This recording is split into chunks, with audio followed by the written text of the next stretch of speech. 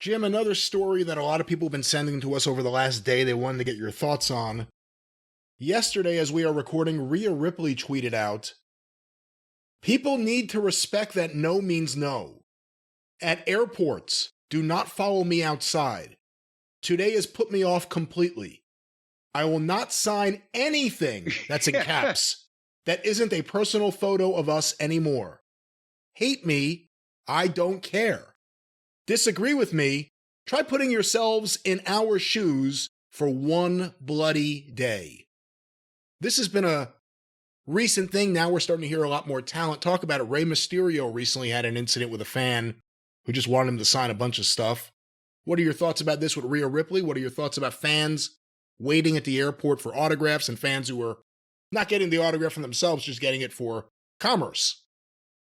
Well, yes, and I mean, it's not like this is brand new. It's been going on for a while, but apparently now it's plaguing especially the WWE guys and girls, and especially when, these people, I guess they communicate with each other and know when people are going to be flying in and arrange to, be there, blah, blah, blah. But in the old days, again, if the fans waited around in the back of the arena where the stage entrance was, where the wrestlers would come in whatever area of the facility that was in your local town, and back then nobody sold autographed anything in wrestling. I mean, besides the official merchandise stand, if some guy wanted to sign his pictures and put them out there, they would sell them. But there was not a big market in autographed wrestling stuff in the 70s and maybe even to the early 80s in the territories. The fans would wait out back and they would basically want to get the baby faces autographs. Most people wouldn't go up to the heels, and then the heels wouldn't encourage it. But you were kind of looked at like a prick if you were a baby face and didn't sign the autograph book for the kid or the girl. These were not like 45-year-old adult men, working as truck drivers or fucking whatever that were waiting for autographs, right? So that was frowned upon if a babyface didn't sign autographs. And then it would hurt the fans' feelings in that situation. Then, especially in the 80s and, when it got to be such big business in the smaller territories as they were going down, that became a way for a lot of the baby faces to make extra money. And they were out not only signing autographs, but hustling their own stuff, right? But now, this isn't 6-year-old kids at the back of the Louisville Gardens with an autograph book looking up to their hero, Bill Superstar Dundee or whatever. It's people bringing all this plethora of merchandise. You can see from the videos, all the Funko Pops and the trading cards and the various, as Sputnik Monroe used to say, rags, paper, and pens that they produce these days. And they're grown adults, and they're wanting the talent to sign multiple copies of things or multiple figures or multiple whatever. And the video I saw, this one guy even had it arranged like on this board where there was like 20 items, but they were all laid out where the talent could supposedly just go and sign it easier. Right here, I'll make it easier for you to make me $500 or whatever. And then you think that not only is this happening, and they see this money that they're not going to see anything of, that it's not for these people personally. It's not to make their kid happy or their sick mother or their friend that couldn't come because he's in the goddamn army or whatever.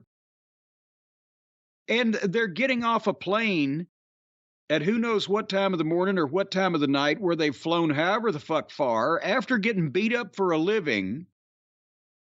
And they got to get off the plane, get their bag at baggage claim, find where's the goddamn rental car counter at another airport. Oh, by the way, my ass is still numb because I've been sitting in that fucking seat and I can't feel my feet, but let's hurry so we might eat and go to the gym before we have to get to the building. Oh, here's some fans that have some stuff they'd like us to sign for free so they can make hundreds of dollars on our name while we go troop off into the parking lot looking for our hurts.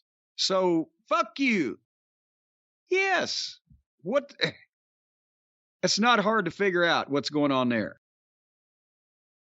So, again, I'm not saying that they shouldn't ever sign autographs for cute little kids or even dedicated fans, but especially with the multiple items where it's just egregiously and blatantly a money grab, or even if it's only one thing, if you see a guy fucking unfolding himself out of a car or coming off an airplane, dragging 60 pounds of shit with him, and maybe wanting to go eat somewhere or just piss, and you're like, please, please, please, don't fucking hang out at the goddamn airport. Go to the building.